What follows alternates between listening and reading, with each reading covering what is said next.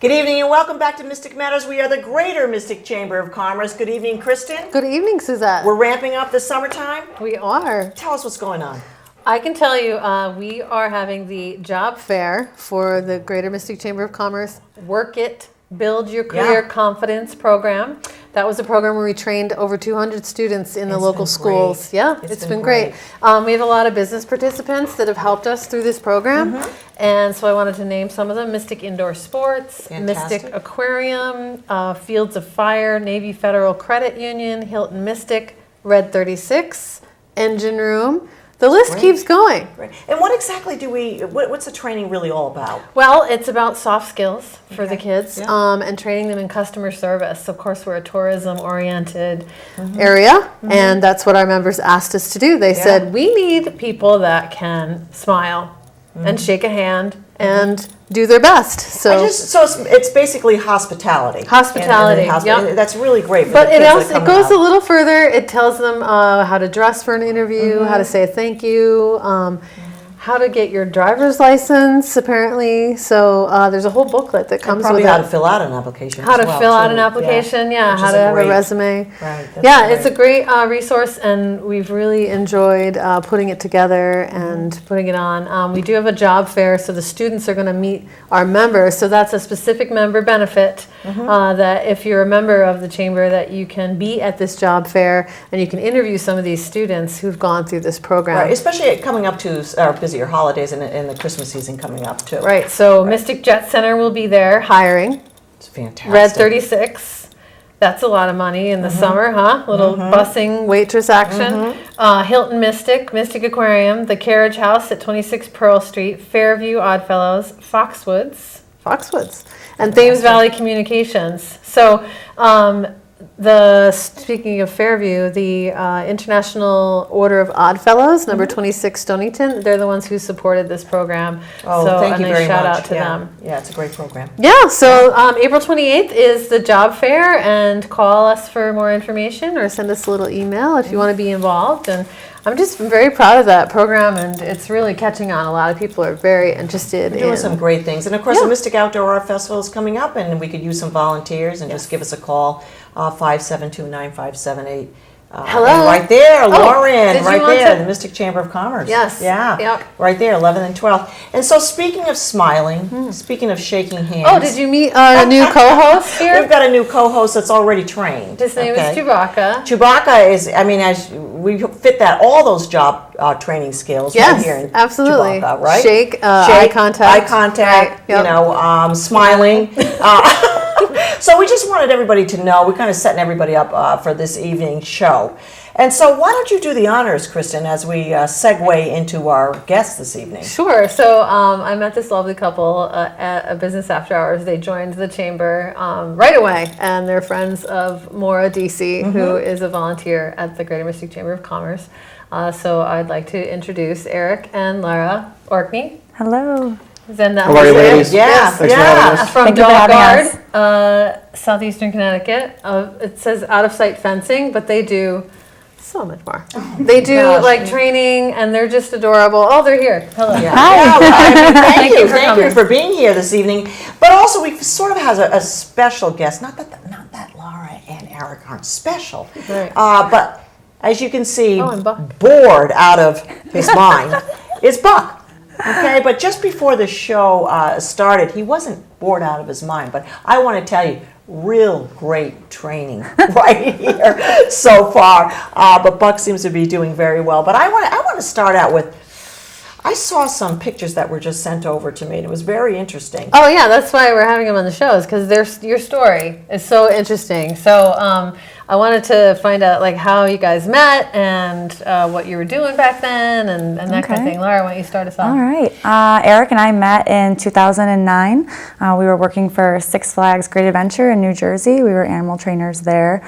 Erik was running the tiger training program at the time. Tigers. And tigers. Not just dogs. Tigers up there, and you got to see this. The tiger's going to be coming up, and then you were doing... I worked with marine mammals and small mammals, monkeys, kinkajous, rainforest animals. So this is Erik. This is Erik. Erik, exactly. What are you doing? What are you doing over there, Erik?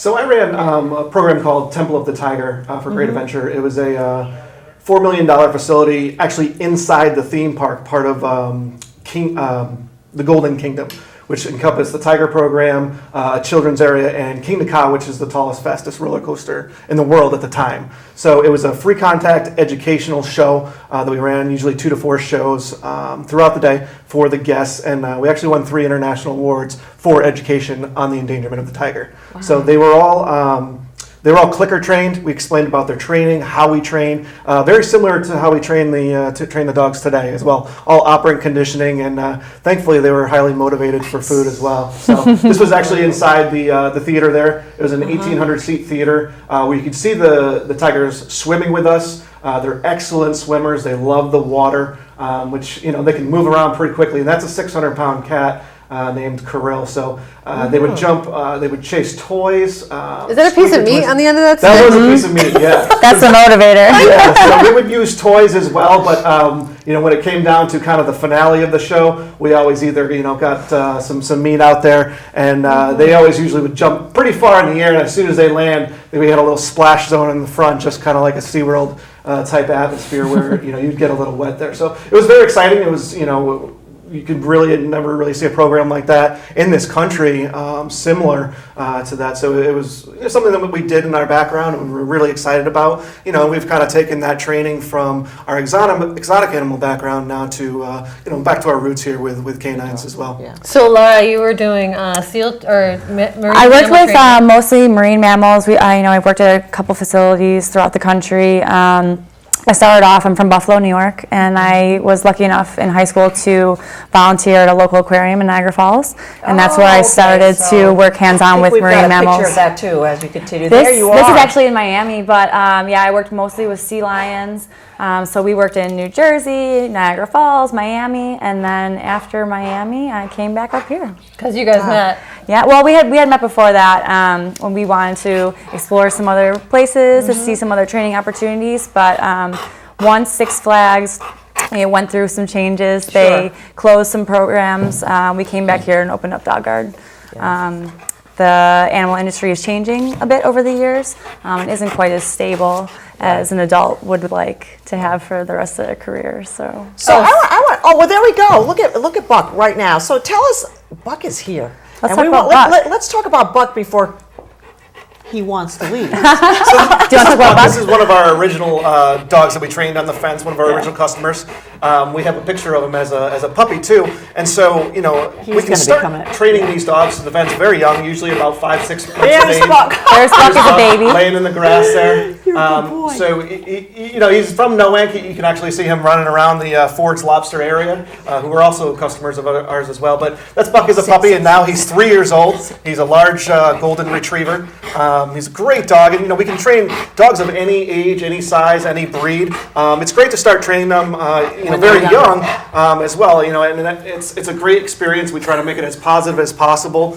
But just to give you an idea of, we're with these animals, throughout their life typically. It's a pet containment guarantee, as far as how they train and if there's ever any problems. Lara and I, we're local business owners, it's very different from a higher proprietary, larger company in the fact that we give great customer service. We're always there for our customers. Every one of them's in my phone. I call them, I text them, follow up with them all the time. And even now, 3 years later, we follow up with these guys all the time. So I called Buck's owner and said, hey, we'd love to give Poster Child a spot on the little TV show for Chamber if you let us have him for a little bit. Can I just ask a question? They're different breeds typically have different, not different, but I mean they some are calmer, some are so that kind of plays into Buck is the breed. His breed is the Golden Retriever, and that's one of the most popular dogs. But as you can see, Buck he's pretty big for a Golden Retriever, and he's actually very, very, very energetic. So we deal with dogs that are energetic, not energetic, small, large, and you can't always base their behavior off of their size or the breed either. We'll typically find that some of our more challenging dogs are these smaller dogs, and some of the easiest dogs to work with are the larger dogs, the Great Danes. Do you have any? What do you have? Mine are your typical, 5 of them are Yorkshire Terriers, and then I have a Doberman. As far as the training goes, may need to give you a call. This is just a part of, they're a little spoiled. They sort of run Majestic Jewelers and the household. So it was very interesting that when I looked at this show, I said to Chuck, "You're not going to believe this." He said, "Take that information down, Susette." And he did also say, "Do they train the owners?" So that was in my other situation.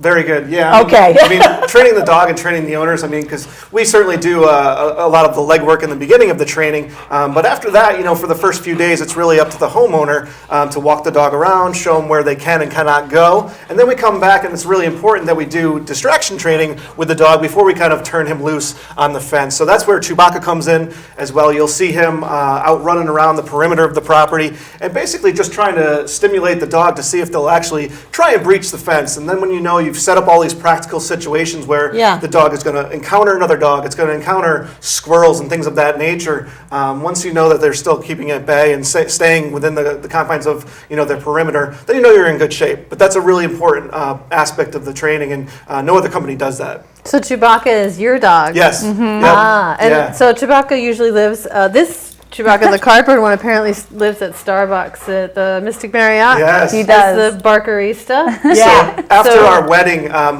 we had Chewbacca actually in the wedding, and we were at the Mystic Marriott, and we had left him at the facility. Chewbacca. No, Yeah. this is another of our is that another customers. one? This is the It's a boxer. Oh, yeah. We had actually left him overnight in the restaurant area. Not the real dog. No, Chewbacca. Cardboard Chewbacca. And one of the Starbucks employees came and grabbed him, threw him on a shelf, put an apron on him, and he was deemed the barkerista. Yeah. So he's been there ever since. I very went good. down there today real There's briefly Chewbacca. just to Oh, see if we Chewbacca, can grab yeah. him, and they let me borrow him for a couple hours. So that was nice of them. We gotta take him back. That's Chewbacca on the board there, but you'll see him all around town, and definitely when he goes out on our trainings. But yeah, I mean, he loves the bow. He loves going on the paddle board and just rocking around.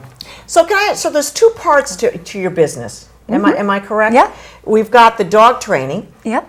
okay, and then we've got the fencing. Yeah. So fencing is, I would say, probably 60 to 70% of our business. The fencing is really important to us. It takes some time, about a week or so, to make sure all the dogs are trained and we can get them off leash and give you back your freedom as well as your dogs. But we also do behavioral training as well because of Erik and I, our background.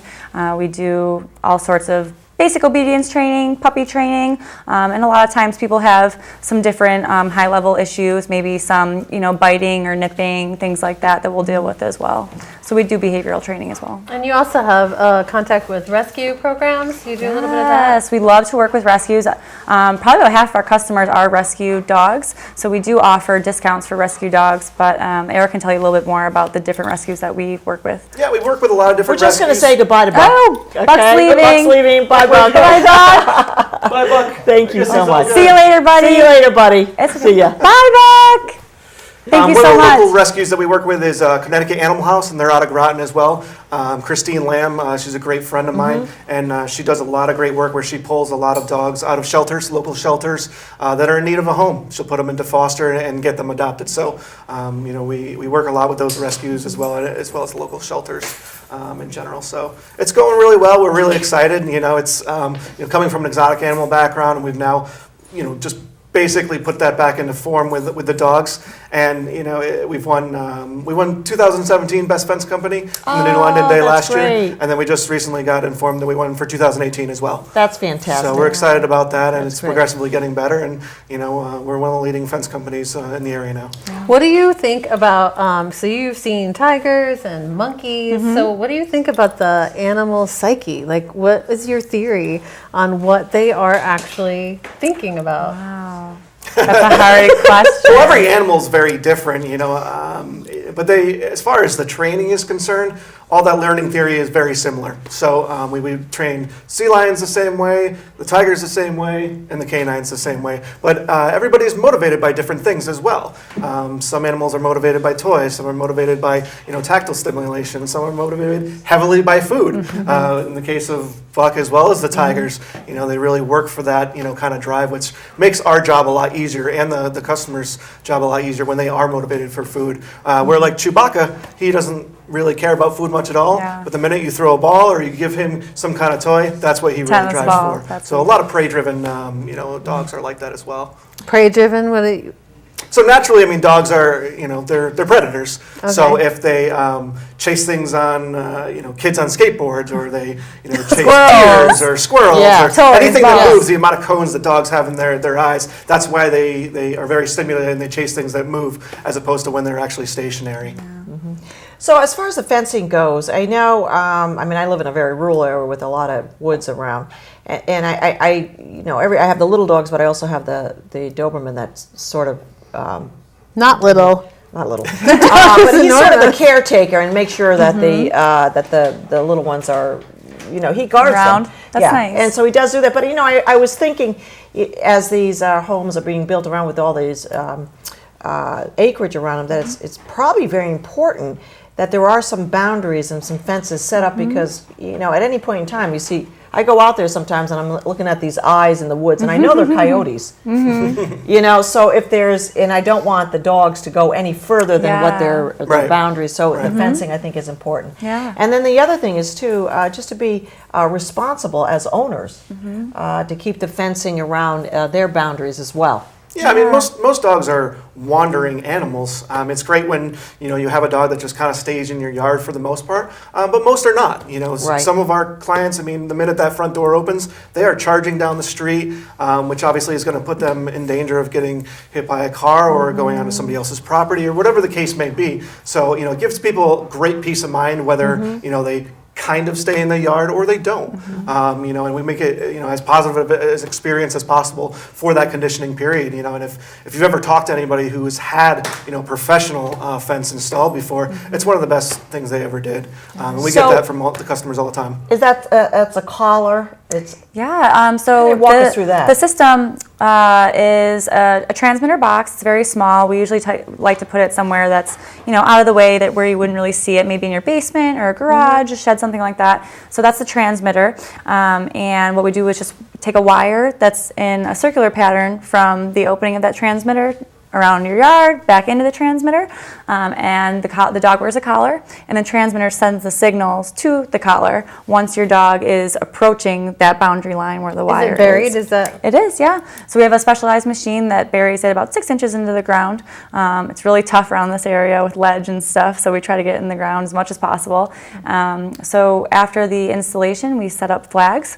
So the dog has something to reference when they come up to the boundary. So we have yellow or blue flags all around the property. And it's a pretty easy process. We have the dog on leash, and we have the dog approach the flags at a very, very low level correction. That's all I'm imagining. So- It's like my dog charging. And it's so invisible fencing, the way it used to be is much different than the way we do it and the way it is now. So our system at Dog Guard is 100% adjustable. So we always start every single dog, no matter what the size or breed, at a very low level, so they can hear an audible as well as a small vibration. It's not even a correction at that point, it's very little. So that gives the dog a good chance to come up to the flags. We shake a flag and we retreat them backwards. So doing that many times, they start to become conditioned to, I approach a flag, I hear this, I see a flag shake, I don't like that, I come backwards. Wow. That way, once the dog's conditioned, we can turn up the correction, and they aren't, shocking themselves. A lot of people will say, I don't want to hurt my dog, I don't want to shock my dog, and that's not it at all. We make it very positive and into like a fun game almost. Yeah,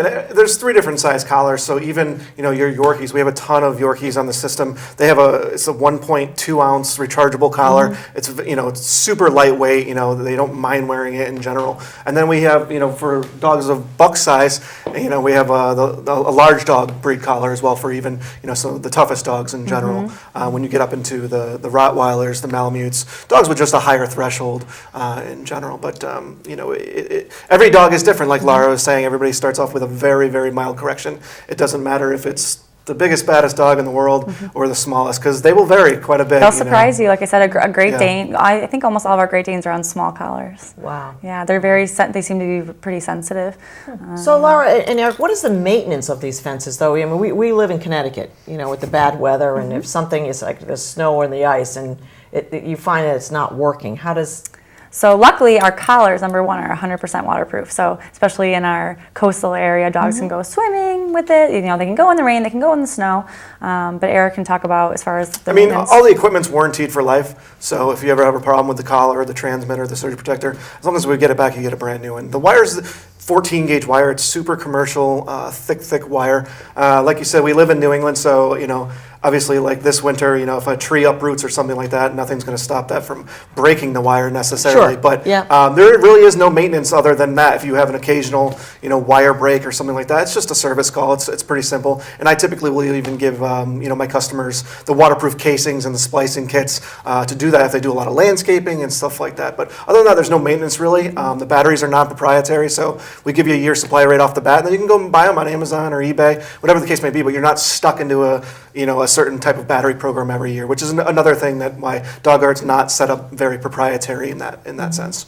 So speaking of proprietary, when you started this business, what were your biggest challenges for deciding, okay, let's do this, and what do you think your challenges were? Well, we knew we wanted to bring our training background into everything. Obviously, most of the companies out there are not typically exotic animal trainers with over 25 years of experience doing that. So we're more so animal trainers right off the bat and contractors second. So we've really encompassed what we wanted to do as far as the training and made it our own. And then as far as the challenges are concerned, just really starting the business from scratch and not having any kind of referrals or anything like that. But referrals obviously and our customers are our greatest asset, and that's where we get most of our business from, which is great. The dogs, they're barking to each other. They're like, oh, I got this great fence. So, like that in Lady and the Tramp when they do that whole system all across the city. That's happening right now. Yeah, really referrals are our biggest thing. That's, compared to any type of marketing that we've done or anything, that's really where we get most of our customers, because we have good clients, we have good rapport with them. Do you have any other animals that you've built a fence for? Like you're talking about, about monkeys. Did we do we done cats? Cats. On the very small collars. Yep, we do cats as well. They're a little trickier because you have to train them on the inside first. Wow. Can you imagine training a cat at all? Big cat lovers in Rhode Island. They had lots of cats. Yeah. But you were able to train the cat. Yeah, absolutely. They have 2 indoor-outdoor cats. So you can train anybody. Yeah, so that's what I get out of this. Unfortunately, they had several cats that were indoor-outdoor. They had a couple that had got hit by a car. So they had some new kittens, and once they were of age, they didn't want that happening, but they still wanted to give them the freedom to permeate the yard and give them that excitement to just kind of be outside and be outdoors. So that's a little bit more challenging than a dog because they don't exactly walk on leash great. But you train them on the inside first, and then you just kind of transfer that to the outside as well. I know the company in general has done goats and things of that nature. We have a couple of clients with goats, so they say they want to do it. Any ideas or any pets that you have? We're certainly up to that challenge. I mean, we've trained quite a few animals. So we would definitely be up for that either way, but personally we haven't trained any. I know you said Malamute. Like, what's a Malamute? Malamute's kind of like a larger husky. A very big husky. Yeah. Dog, yeah. You've seen them around. It's not like a bird or no, it's like a big Eskimo dog. Just different breeds you can kind of speculate as far as what their temperament's going to be like and kind of what their threshold for stimulation is going to be like. But you can, again, we always start them off very lightly, but you can kind of start sizing them up of what they're going to really be like. How about husband training? Oh, is that husband training? That's a whole other show. We do get requests all the time, husbands, wives. How long is the process when you start to finish as far as... So what we do is, when we Is it a 2-day process? When we get an inquiry, we'll come out to your property, we'll walk over the property, see what kind of configurations you wanted to do, because we can really do whatever we want. It doesn't have to be, just a square or a circle. We can even do a front and a back zone where a lot of people don't like to have their dog out in the front yard. So we can kind of do an hourglass shape where it pinches off the sides of the house so the dog can't get from the back to the front. And a lot of these animals, they live on busy roads and things of that nature, but they're still protected if they run out the front door. So you give an estimate? Yeah, we go over the property, we look at the equipment, give an estimate and a quote right there with you, go over any concerns or questions that you may have. After we move forward with the installation, it usually takes about 4 hours or so, depending on the size of the property. And then we do the training right afterwards, usually in the afternoon. By the time we leave, the dog will already be avoiding all these little marker flags that like Lara was referring to. And that only takes 4 hours? The installation will take about 4 hours. Okay, then installation. And the training usually only takes about 45 minutes.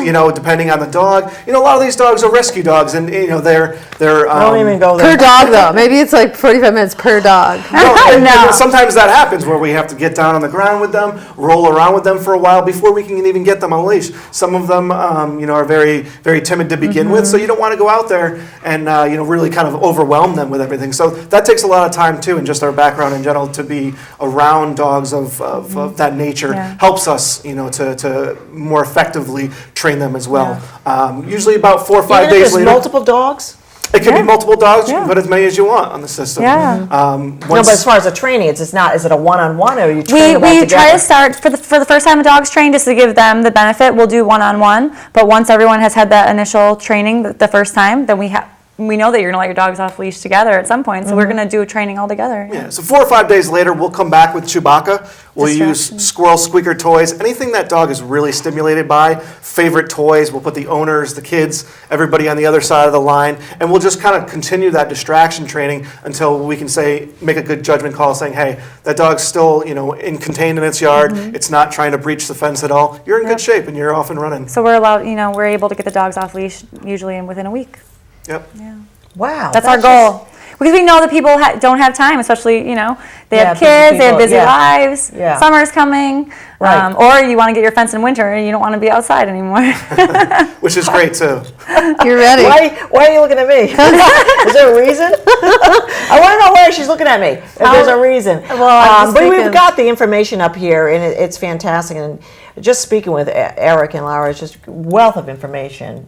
Just a wealth of Thank you so information. much for having us. But we're getting back to Buck a little bit. You've had him since he was a little puppy? Well, our And customer, yeah. So we trained him at 5 months old to the fence, and he was great. He went on a training collar, just a very small rechargeable that I was referring to before. And then once he kind of got a little bit heavier, around 50, 60 pounds of age, then he goes on his adult collar. But there's 2 different zones in general. The first zone is kind of a warning zone where you still get a mild correction, but if they progress past the certain area, it'll go into a full correction. And that's kind of like your contingency zone if he's chasing kids on skateboards or bicyclists, or they see an animal and they just start booking.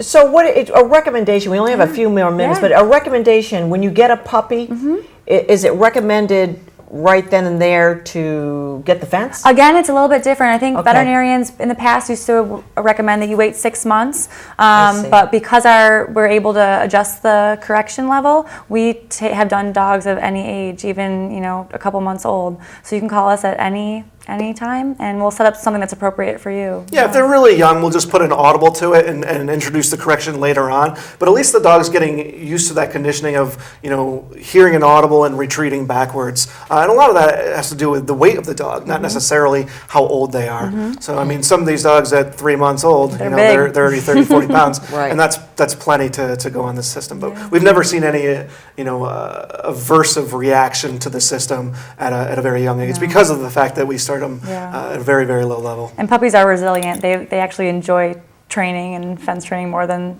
the adult dogs sometimes. So they say you can't teach an old dog new tricks. You can. So the age of Do they say that about tigers as well? A 10-year-old dog, you still can train. Yeah, absolutely. Even senior dogs will train too. Sometimes they don't hear well, sometimes they don't see very well. So that gets to be a little bit more of a challenge. But again, you just have to work with that particular animal as much as you can and seeing what kind of indicators that they're receptive to. So maybe one that doesn't hear well can see very well, so we might try to focus more on the flags. Or one that can't really see very well, we'll try to give the audible more of a chance at actually conditioning. But like Lara said, we've trained dogs of any age really, and even the senior dogs will go on it, because even some of those dogs they just start to wander, and it gets to become very hazardous to get them out there, out in the street and wandering where they shouldn't be. Well, this is what I love about the Mystic Chamber of Commerce is we have these small businesses and people open a business with their passion and their past, and literally their passion. These 2 are married. Isn't that so cute? That's fantastic. Yeah. So that I just love to. I'm glad that you It's guys such were a able great to come. story. Thank So you we're going to much. wrap it up here in a few seconds. Just want to say thank you very much Thank for you so being much on for the show, having us. Lara Thank you. and Erik, Appreciate and it. definitely Thank Dog you. Guard. It's just fantastic business. Bye, So we Chewbacca. are the Greater Mystic Chamber of Commerce. Mystic Matters. Yes, Chewbacca. Good evening. Thank you.